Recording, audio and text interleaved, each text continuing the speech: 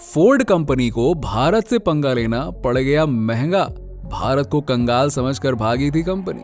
अब भारत के पीछे पीछे दौड़ रही है कि मालिक हम आ रहे हैं, थोड़ा मौका तो दे दो। जी हाँ दोस्तों, अब एक तरफ जहां दुनिया भर की बड़ी बड़ी कंपनियां भारत में जड़े जमाने में लगी हुई हैं, वहीं दूसरी तरफ ये फोर्ड कंपनी भारत को छोड़ने की सबसे बड़ी गलती कर बैठती है और जिसका पछतावा आज उसे हो रहा है। दोस्तों, भारतीय ऑटोमोबाइल इंडस्ट्री ने करवट बदली और आज भारत दुनिया का तीसरा सबसे बड़ा ऑटोमोबाइल मार्केट बन गया है। लेकिन ये पूरा का पूरा मामला क्या है और क्यों फोर्ड कंपनी को भारत छोड़कर जाना पड़ा और वो दोबारा भारत आने पर क्यों मजबूर है, आज की इस वीडियो में हम एक एक बात से पर्दा उठाने वाले हैं कि आखिरकार ये फोर्ड ने क्या लगा रखा है, कभी आना कभी जाना। चलिए आप हमारे साथ वीडियो में पूरा एंड तक बने रहिएगा। अब दोस्तों, ये बात तो आप भी जानते हैं कि हमारे भारत में ऑटोमोबाइल इंडस्ट्री बूम पर है, जहां लोग बढ़ चढ़कर गाड़ियां खरीद रहे हैं। लेकिन एक वक्त ऐसा भी था जब भारत में ऑटोमोबाइल इंडस्ट्री की हालत खराब थी। जब भारत एक डेवलपिंग देश बनने की रेस में लगा था तो ऐसी बहुत सी चीजें हुई जिसने दूसरे देशों के मन में भारत का नजरिया बदल दिया। लोगों को लगने लगा कि भारत तो एक गरीब देश है, वहां के लोगों की कमाई कम है और लोग यहाँ पर गाड़ियां खरीदना अफोर्ड ही नहीं कर सकते। इसी चीज को सोचकर भारतीय मार्केट में कई सारे बदलाव हुए और उसी में से एक सबसे बड़ा बदलाव था फोर्ड कंपनी का भारत से जाना, जिससे इंटरनेशनली भारत को एक बड़ा झटका लगा कि आखिरकार इतनी बड़ी कंपनी भारत को छोड़कर जा रही है, इसका मतलब जरूर कुछ न कुछ वहां पे गड़बड़ है। लेकिन आज बाजी पलट चुकी है। तभी तो तेजी से बढ़ रहे भारतीय ऑटोमोबाइल मार्केट के बढ़ रहे लालच से फोर्ड भी नहीं बच पाई और अब उसने अपनी बची हुई प्रोडक्शन यूनिट को ना बेचने का फैसला ले लिया है। जी हाँ, असल में दोस्तों, इससे पहले टाटा कंपनी ने फोर्ड की गुजरात बेस्ड प्रोडक्शन यूनिट को 725 करोड़ रुपए में एक्वायर कर लिया था। टाटा का प्लान इस यूनिट में अपनी इलेक्ट्रिक गाड़ियों के प्रोडक्शन को बढ़ाने का था। अब बची हुई फोर्ड की तमिलनाडु बेस्ड यूनिट को खरीदने के लिए कई कंपनियों ने अपनी रुचि दिखाई।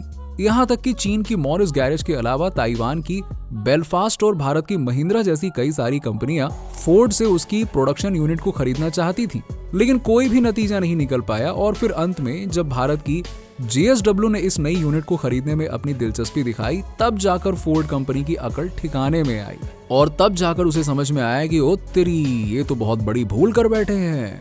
जी हाँ, और अब फोर्ड ने ऑफिशियल तौर पर इस बात की अनाउंसमेंट कर दी है कि वो इस यूनिट को नहीं बेचने वाली है, जिसको सीधे तौर पर देखा जाए तो एक ही कारण बचता है और वो ये है कि फोर्ड दोबारा से भारतीय मार्केट में इलेक्ट्रिक गाड़ियों के प्रोडक्शन में जंप लगा सकती है। दोस्तों, तमिलनाडु की जिस यूनिट को बेचने से फोर्ड इनकार कर रही है, उस यूनिट में फोर्ड अपनी पैसेंजर गाड़ियों के अलावा अपने इंजन तक मैन्युफैक्चर करती थी। लेकिन JSW ने हाल ही में चीनी कंपनी SIC की भारतीय यूनिट का 35% शेयर खरीद लिया था और JSW खुद एक इलेक्ट्रिक कार के प्रोडक्शन का मन बना चुकी है।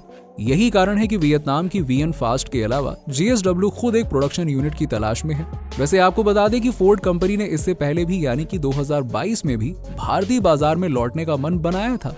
पब्लिक डोमेन में ये खबर सामने आई थी कि फोर्ड इलेक्ट्रिक गाड़ियों के साथ भारत में कमबैक करेगी, लेकिन फिर दोबारा से फोर्ड कंपनी अपनी बात से पलटी मार गई और उसने अपनी बची कुची प्रोडक्शन यूनिट को बेचने का फैसला कर लिया था। इसीलिए जैसे ही ये खबर भारतीय मार्केट में पहुंची, अलग अलग कंपनियों ने उसे खरीदने का दावा करना शुरू कर दिया।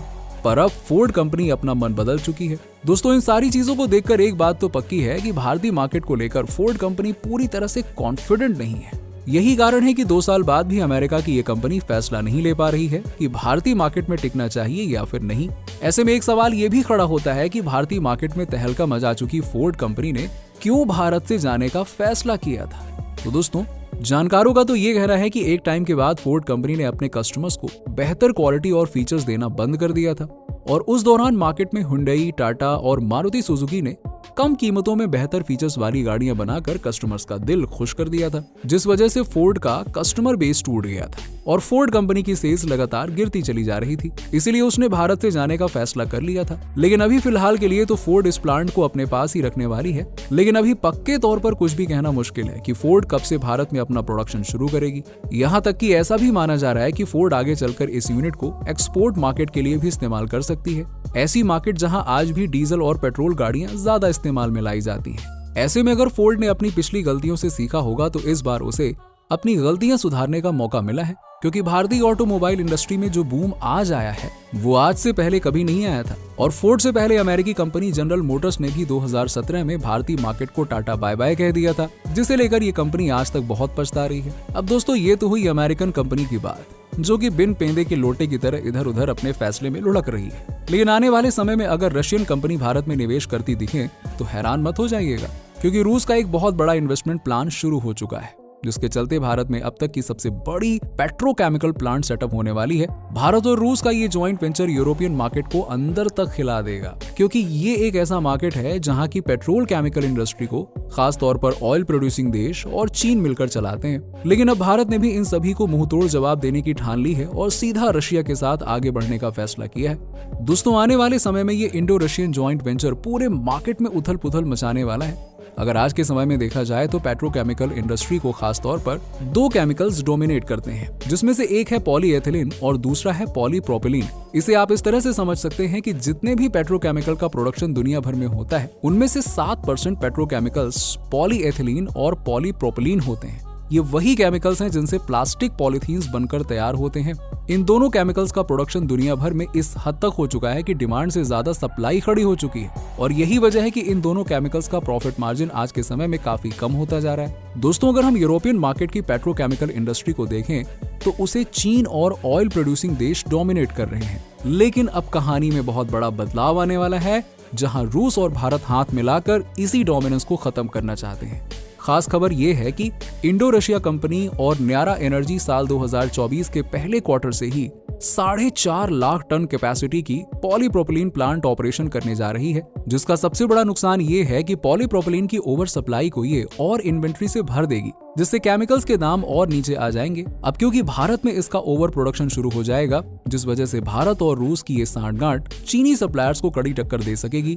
हालांकि इसका फायदा ऑयल प्रोड्यूसिंग देश को भी होगा जो इस केमिकल के लिए क्रूड ऑयल सप्लाई करते हैं। एक डेटा के अनुसार साल 2030 तक पूरी दुनिया में 427 मिलियन टाइम्स पॉलीप्रोपिलीन की डिमांड होगी, यानी डिमांड के साथ मिलियन टन ज्यादा पॉलीप्रोपिलीन का प्रोडक्शन दुनिया भर में होगा। दोस्तों न्यारा एनर्जी का ये प्लांट गुजरात में सेटअप होगा, और साथ ही किसी ऐसी वैसी जगह पर नहीं बल्कि गुजरात के वडीनार में। ये वही जगह है जहां भारत की ज्यादातर क्रूड ऑयल रिफाइनिंग होती है। जिन लोगों को नहीं पता उनके लिए हम बता दें कि भारत में 250 मिलियन मैट्रिक टन से ज्यादा क्रूड ऑयल की रिफाइनिंग कैपेसिटी तैयार करके रखी गई है, और यही वजह है कि पूरे एशिया में रिफाइनिंग के मामले में भारत दूसरे नंबर पे आता है। और सबसे इंटरेस्टिंग बात तो ये है कि जिसके इस्तेमाल से प्लास्टिक बनता है, यानी कि पॉलीप्रोपिलीन, भारत से कई जगहों पर जाता है, जिसमें सबसे ज्यादा सप्लाई बांग्लादेश में होती है। न्यारा एनर्जी के अलावा HPCL कंपनी भी पंजाब में एक पेट्रोकेमिकल प्लांट लगाने का विचार कर रही है, और इस यूनिट में हर साल करीबन 1 मिलियन तक पॉलीएथिलीन का प्रोडक्शन होगा। HPCL इस यूनिट को मित्तल इंडस्ट्री के साथ मिलकर स्थापित करेगी,